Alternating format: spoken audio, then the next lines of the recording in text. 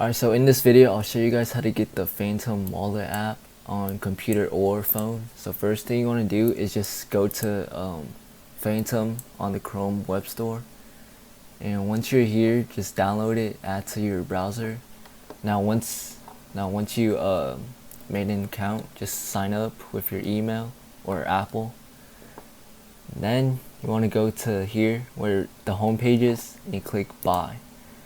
Once you're here, it's going to show you all these stuff that you can buy, but for the sake of this video we're doing Solana, so just click Solana.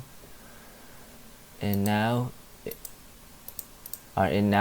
you can just set to how much dollars or Solana you want. So for this I'm gonna just do $100.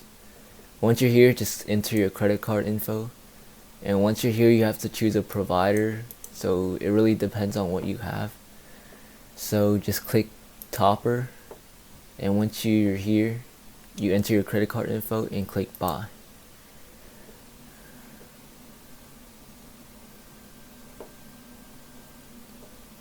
Now that you have all your credit card info, just click continue and buy.